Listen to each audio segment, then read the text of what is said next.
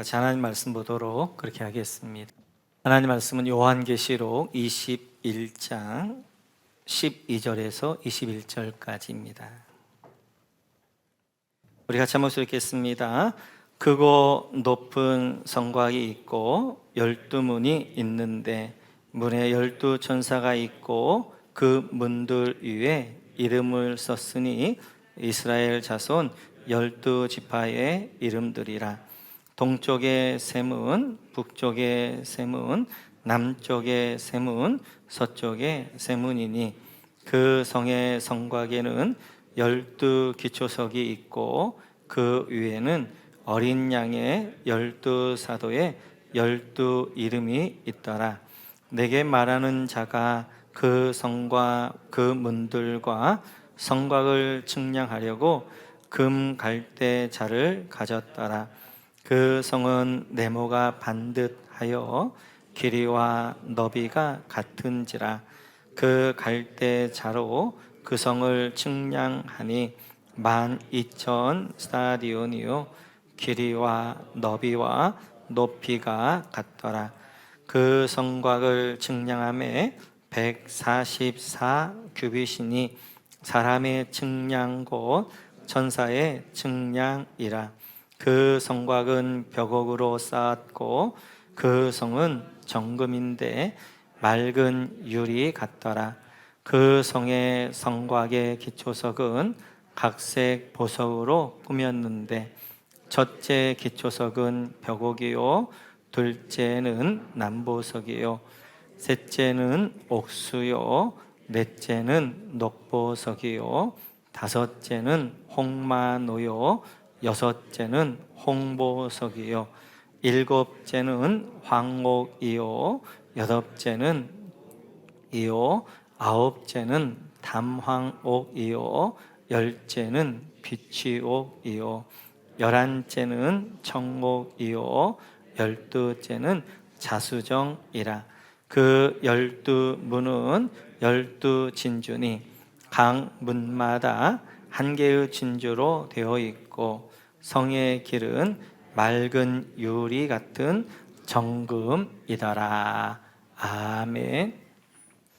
요한계시록 21장에서 이제 새하늘과 새 땅을 보여줍니다. 그런데 그 새하늘과 새 땅은 어떤 장소적인 개념이라기보다는 상태적으로, 그래서 거기에는 아픔, 사망, 눈물, 그리고 곡하는 것, 애곡하는 것이 없다라고 말씀하게 되어지고, 이제 하나님 요한을 데리고 높은 산에 올라갑니다. 거룩한 성, 이제 어린 양의 신부를 보여주겠다는 거예요. 그리고 내려오는데 거룩한 성 예루살렘이 내려옵니다. 근데 그 거룩한 성 예루살렘을 보니까 하나님의 영광으로 가득하게 되어졌고, 이제 그리고 벽옥과 수정 같더라라고 말씀하게 되어지는데, 그 이제 거룩한 성 예루살렘은 지명이 아니라 바로 어린 양의 신부 대신 교회를 이야기하게 되어지고 우리를 이야기하게 되어집니다. 오늘 12절 이하에서는 좀 더 자세하게 교회가 무엇인가, 그리고 나는 누구인가, 우리의 정체성, 어린 양의 신부 대신 우리를 설명하고 있는데요. 같이 한번 보도록 그렇게 하겠습니다. 우리 먼저 이 12절 보도록 하겠습니다. 12절입니다. 같이 읽죠. 크고 높은 성곽이 있고 12문이 있는데 문에 12천사가 있고 그 문들 위에 이름을 썼으니 이스라엘 자손 12지파의 이름들이라. 아멘. 12문이 있는데 밑줄 그어주시고요.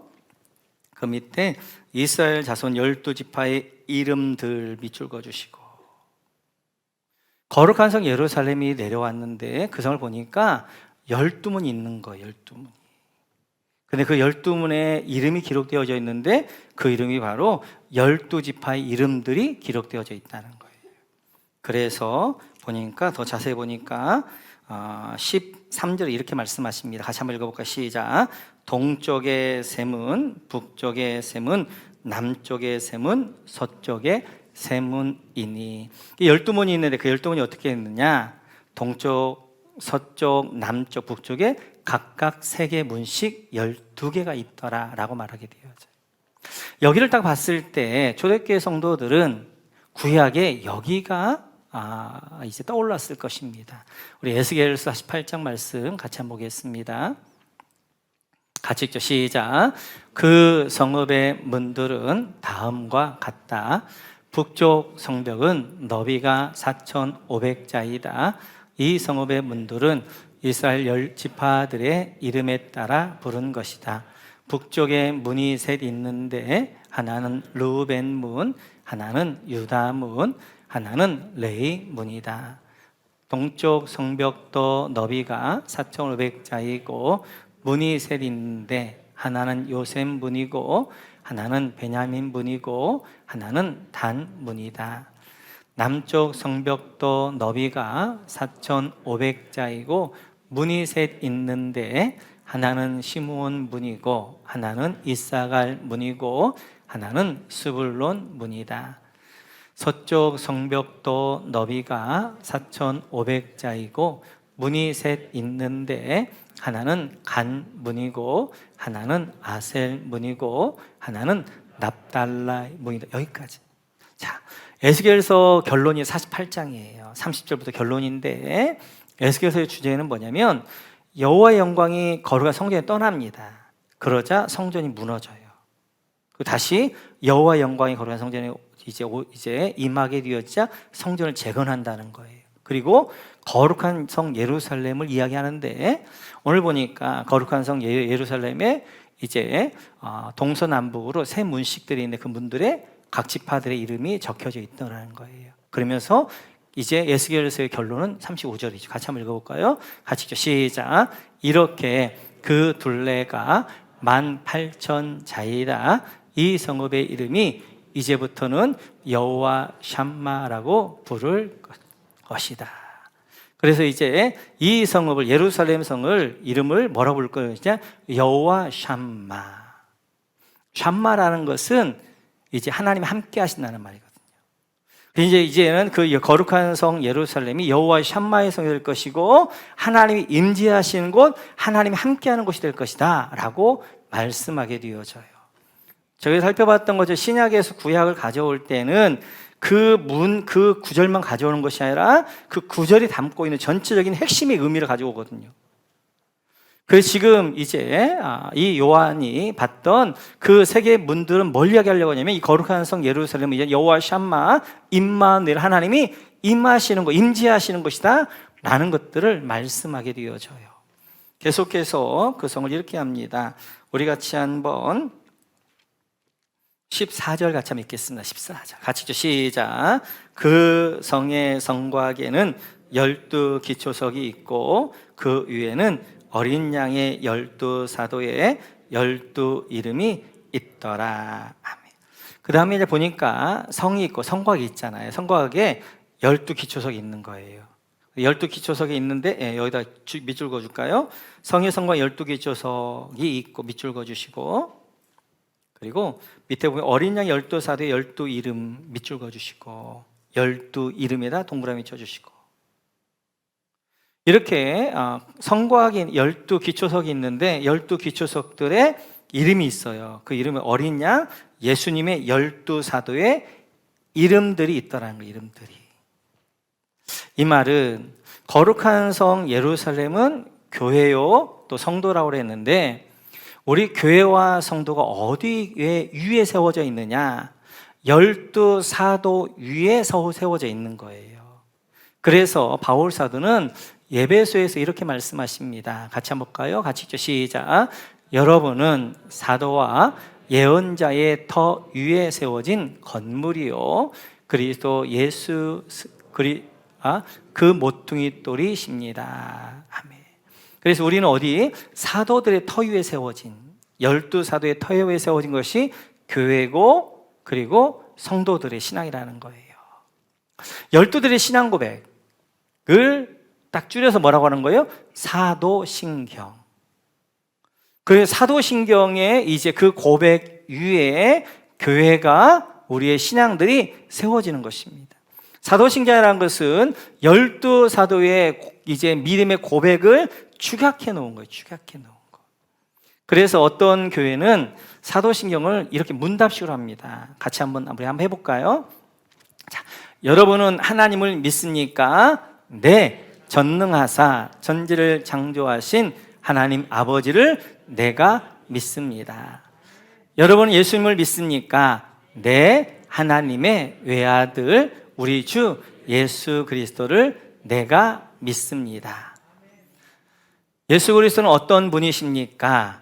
그는 동정녀 마리아에게서 나시고 본디오 빌라도에게 고난을 받으사 십자가에 못 박혀 죽으시고 장사한 지 사흘 만에 죽은 자 가운데에서 다시 살아나시며 하늘에 오르사 전능하신 하나님 우편에 앉아 계시다가 저리로서 산자와 죽은 자를 심판하러 오시는 것을 내가 믿습니다.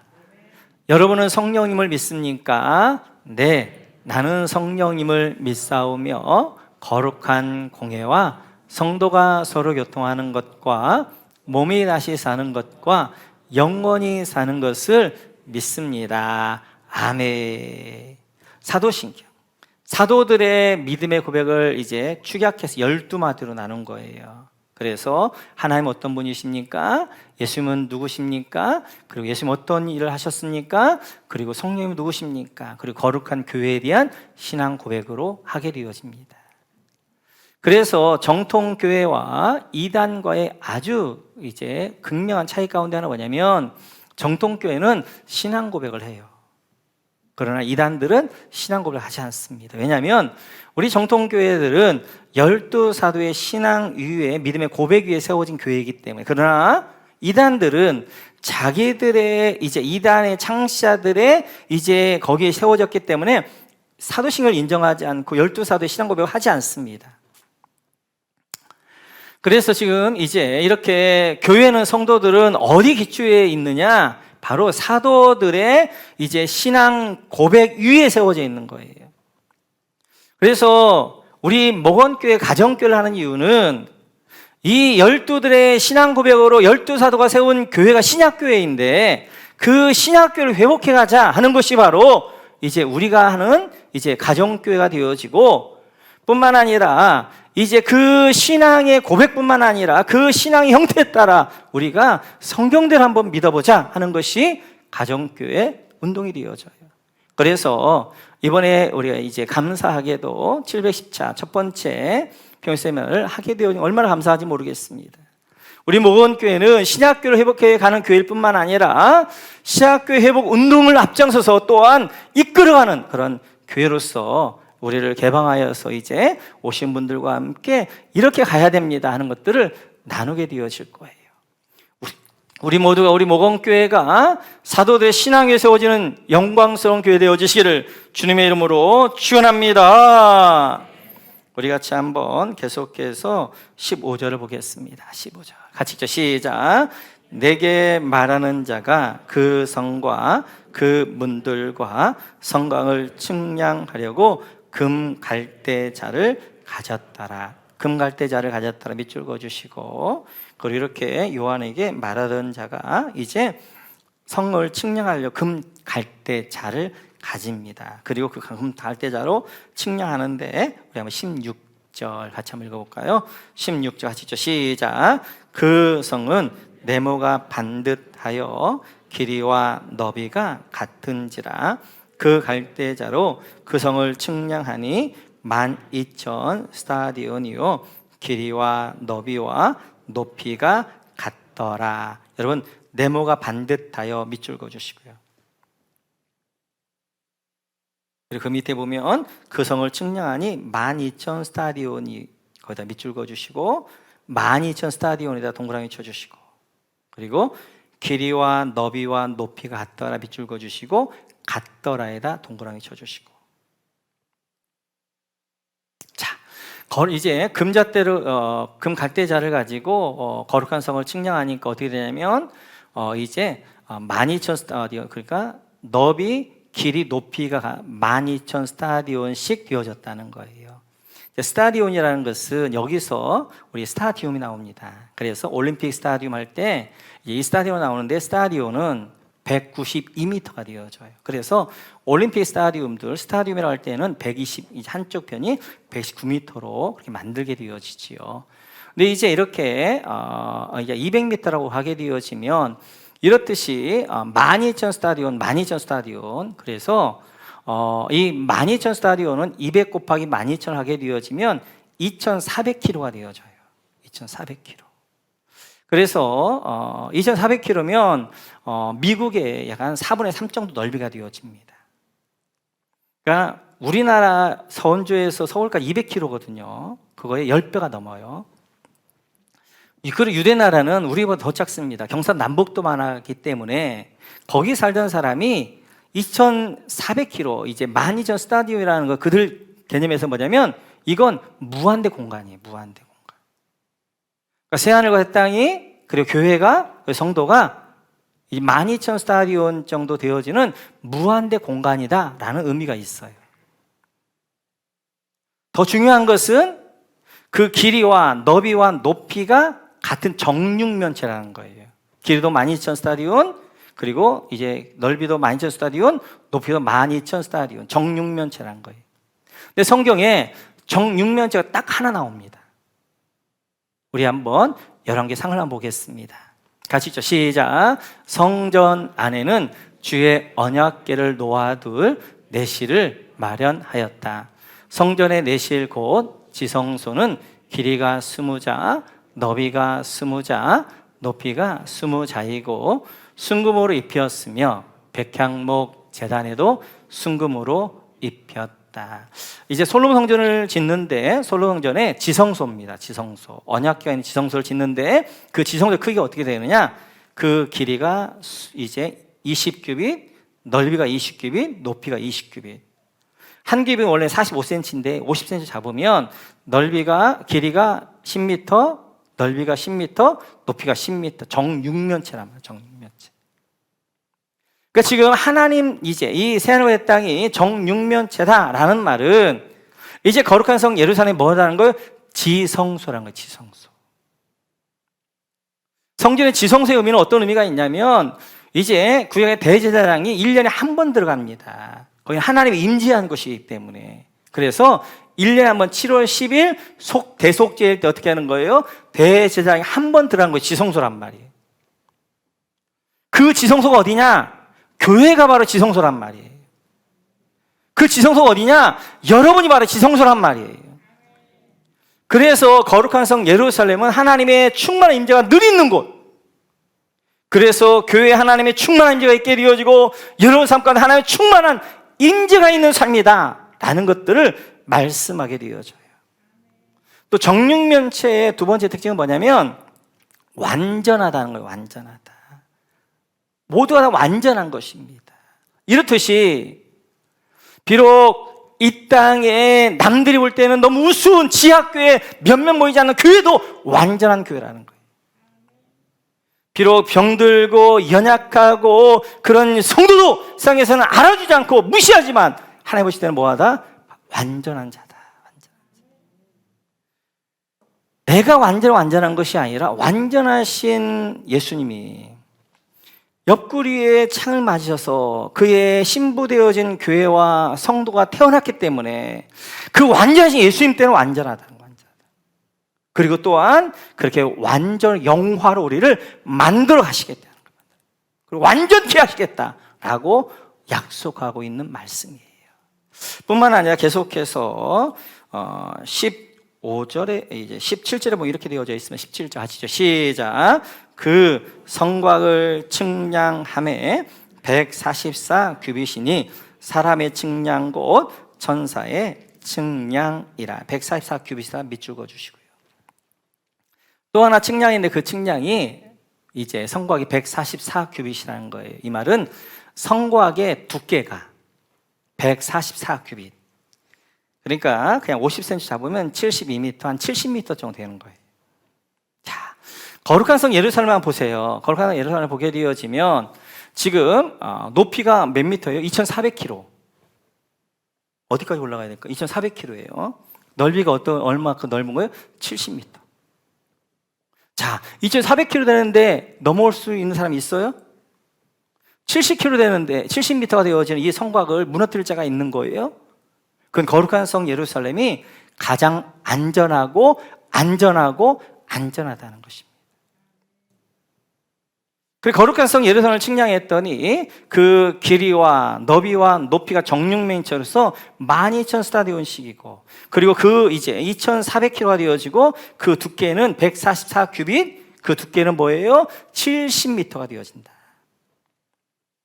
그래서 이제 이 거룩한 성 예루살렘, 새 예루살렘, 이제 새하늘과 새 땅도 되어지지만 교회가, 그리고 거룩한 성 예루살렘이 여러분들이라면, 여러분들이 어떠한다? 하나님 보실 때는 가장 완전한 자들이고, 뿐만 아니라 하나님 안에서 뭐하는 자다? 여러분들을 가장 이제 안전하게 인도할 것이고, 그리고 하나님의 여러분들은 여러분 하나님이 계시기 때문에 그분 가장 넓은 자들이고, 교회가 비록 몇 평 안 되어지만 이 교회는 누가 임재한 것이 하나님이 임재한 지성소란 말이에요. 여러분이 지성소가 되어지고, 이제 교회가 지성소가 되어지고, 하나님의 충만한 임재가 늘 충만히 많은 지성소가 되어진다라고 말씀하게 되어져요.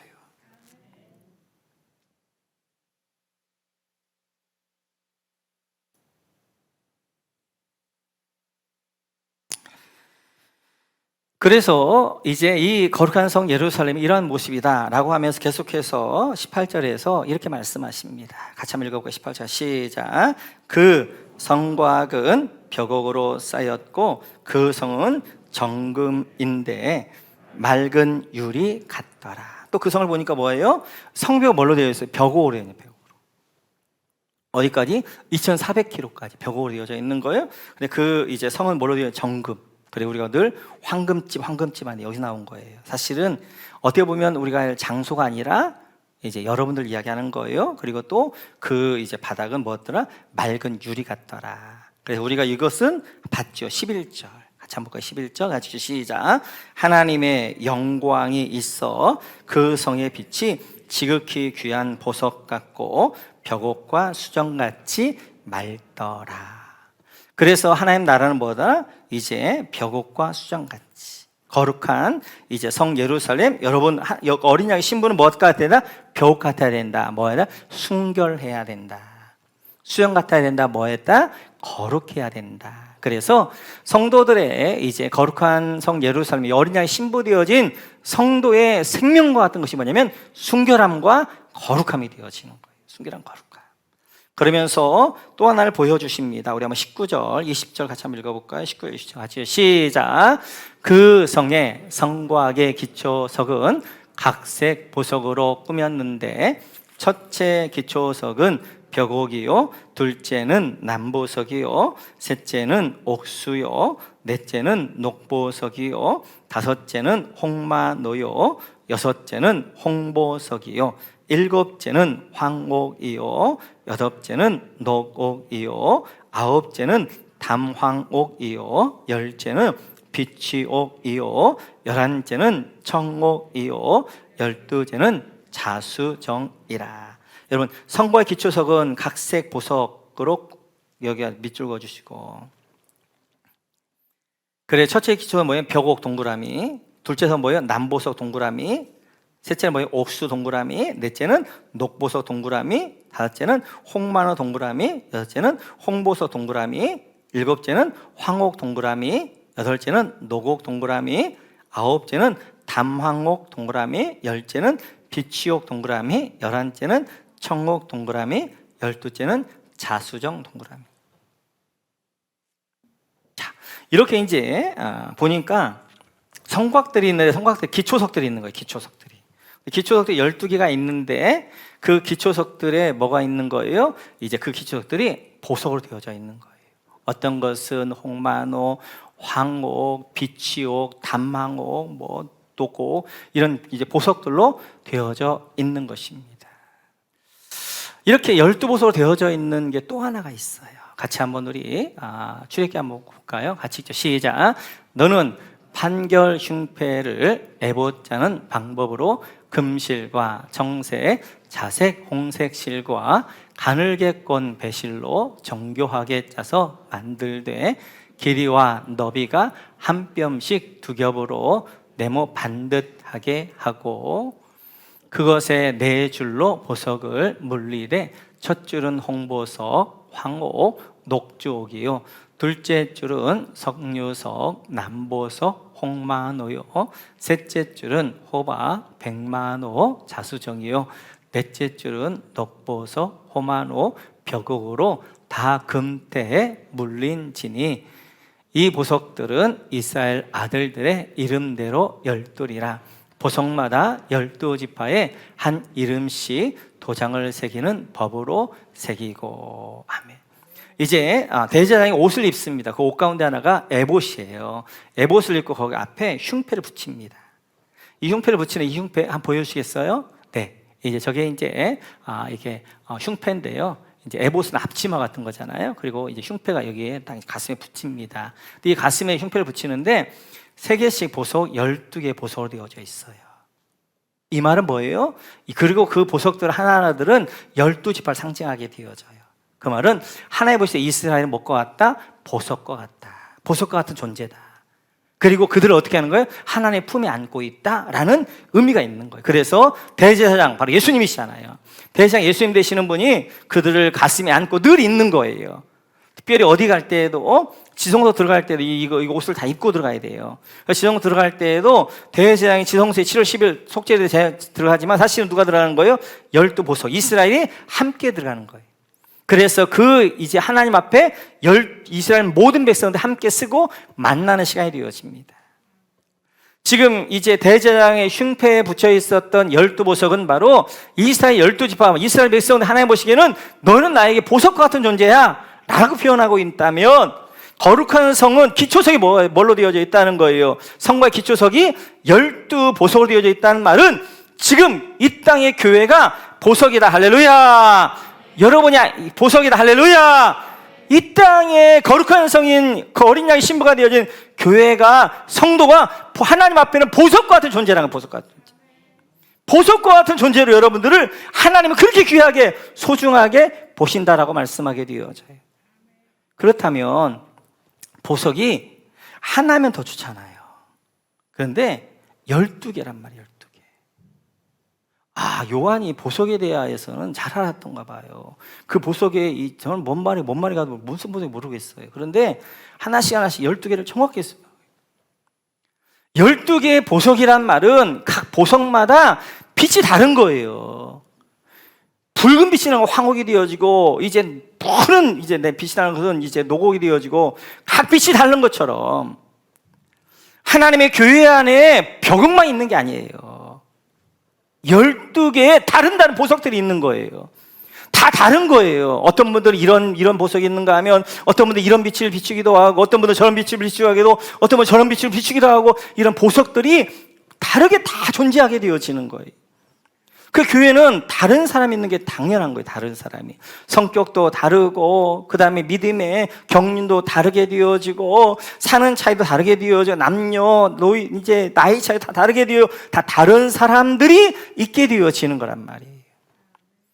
그래서 어떤 분들은 이제 이렇게 황홀과 같이 열정적인 그런 이 붉은 빛을 비추는 분들이 있는가 하면, 어떤 분은 녹옥과 같이 정말 푸르고 깊은 그러한 빛을 비추는 분들이 있는가 하면, 어떤 분들은 벽옥과 같이 깨끗하고 영롱한 빛을 비추는 분들이 있단 말이에요. 베드로 사도를 보소로 하게 되면 황옥과 같죠. 열정적인 그 붉은 빛을 비추는 그 삶. 바울 사도는 녹옥과 같죠. 그 푸르면서도 그 깊은 진리의 말씀이 터져나오는 녹옥과 같은 그러한 보석. 마리아 같은 경우는 깨끗하고 순결하고 영롱한 빛이 비추는 벽옥과 같은 모습. 마찬가지예요. 하나님의 교회 안에는 벽옥 만드는 것이 아니라 녹옥 만드는 것이, 황옥 만드는 것이 아니라, 어떤 사람은 벽옥과 같고, 어떤 사람은 녹옥과 같고, 어떤 사람은 이제 남보석과 같게, 어떤 사람은 빛옥과 같게 돼요, 어떤 사람은 황옥과 같게 돼요, 홍옥과 같게 되어지고, 그런 가지가지의 빛들을 하나님께서 이 교회 안에 모아두신 거란 말이에요. 그 빛들이 서로 반짝반짝 빛날 때 그게 더 아름답고 더 영광스러운 거란 말이에요. 또한 하나님 우리를 부르실 때 원석으로 부르신 거예요. 원석. 예수를 영접하는 순간 하나님 원석을 부르셨습니다. 이 원석을 이제 뭐 하는 거예요? 보석을 만들어가는 과정이에요. 그걸 어떻게 하냐? 깎는 거예요. 깎는 거. 다듬는 거예요. 그래서 원석을 어떻게 하는 거예요? 반짝반짝 빛나는 보석으로 하나님 만들어 가시는 거예요. 그 과정들이 뭐예요? 그게 고난이고, 그게 어려움이 되어지고, 그게 때때로 시련이 되어지고, 그런 고난과 어려움들은 여러분을 망하기 위한 것이 아니라 여러분들을 보석으로 만들기 위한 하나님의 존귀하고 영광스러운 빛을 발하는 보석으로 만들기 위한 과정들이란 말이에요. 과정들. 그 과정을 통하여 우리는 아름다운 보석들로 빚어가게 되어지는 것입니다. 오늘은 거룩한 성 예루살렘을 이제 통하여서 하나님 오실 때 교회는, 그리고 어린양 신부된 성도는 어떤 모습인가, 어떤 자인가 하는 것들을 우리 정체성을 말씀하게 되어져요. 정육면체와 같이 하나님 오실 때는 완전한 자입니다. 그리고 이제 하나님의 지성, 여러분들은 교회는, 그리고 여러분들은 하나님의 지성소예요. 하나님의 이제 풍령, 하나님의 풍성한 임재함이 있는 곳이에요. 충만한 임재함이. 뿐만 아니라 그 두께는, 그 높이는 2400km요. 그 두께는 70m가 되는 가장 안전하고 안전한 것. 안전하다는 것은 하나님이 여러분 품에 안고 있기 때문에 안전한 줄 믿습니다. 우리에게 질병이 없다는 게 아니에요. 우리 고난이 없다는 게 아니에요. 우리 어려움이 없다는 게 아니에요. 안전하다는 것은 하나님의 그 품 안에서 어떻게 하는, 우리를 보석이기 때문에 때때로 갈거가고, 그 다음에 다듬어가고, 그래서 고난과 어려움들이 있지만, 안전한 하나님이 우리를 붙들기 때문에 그 고난과 어려움, 우리를 침몰할 수 없다는 거예요. 우리가 넉넉히 이긴다는 거예요. 그래서 하나님 우리를 넉넉하게 이기게 하시게 되어지는 거예요. 뿐만 아니라 여러분들은 보석이에요. 그래서 반짝반짝 빛을 나게 되어지고, 그래서 이제 하나님의 영광의 빛을 받아야, 보석이는 어떤 보석이 돼야 되느냐? 한쪽 구석에서 빛을 받지 못해서 유리인지 보석인지 분간 못하는 그런 보석이 아니라 하나님의 영광의 빛이 쭉 비춰, 그 빛을 반짝반짝 푸른 빛을 비추기도 하고, 붉은 빛을 비추기도 하고, 영롱한 빛을 비추게 하는 그런 보석들이 되어져야 되는 거예요. 나는 보석이다. 크게 나는 보석이다. 나는 세상에 어떤 값을 주고도 할 수 없는 귀한 보석이다. 네, 세상에 아무리 큰 보석도 돈 주면 다 살 수 있습니다. 그러나 여러분은 못 사는 거예요. 왜냐하면 여러분은 세상의 값이 아닌 하나님이 죽으셔서 여러분을 샀기 때문에, 여러분 그 하나님의 값을 내야 되는데 이 땅에 하나님의 값을 내는 사람 아무도 없는 거예요. 여러분들은 보석인데 어떤 보석이냐면 세상을 값을 살 수 없는 너무너무 귀하고 소중한 보석이란 말이에요. 이게 우리의 정체성입니다. 나는 보석이고 세상에 어떤 값을 주고 살 수 없는 귀한 보석이란 말이에요. 나를 싸구려 취급하지 마세요. 나를 이제 싸구려 취급해가지고 그냥 유리 취급하지 마세요. 하나님의 영광의 빛을 받아서 반짝반짝반짝 빛내게 되는 빛된 보석들이 되어져서 고고하셔요. 죄와는 타협하지 마세요. 밤에는 같이 따위를 따라가서 멸망하는 그러한 자가 아니라 정말 고귀하게, 존귀하게, 귀하게 보석임을 알고, 여러분 가치를 알고, 내가 어떻게 행동해야 될 것인가? 내가 어떻게 살아야 될 것인가? 내가 뭘 붙여봐야 될 것인가? 어떤 가치를 살아야 될 것인가? 기억하셔서 정말 아름답게 빛나는 너무 귀하고 소중한 보석인 여러분들을 싸구려 취급하거나 유리 취급하거나 그렇게 남을 찌르거나 이러지 말고요. 하나님의 영광의 빛으로 아름답게 빛을 비추는 그런 축복과 은혜가 여러분과 함께 하시기를 주님의 이름으로 축원합니다.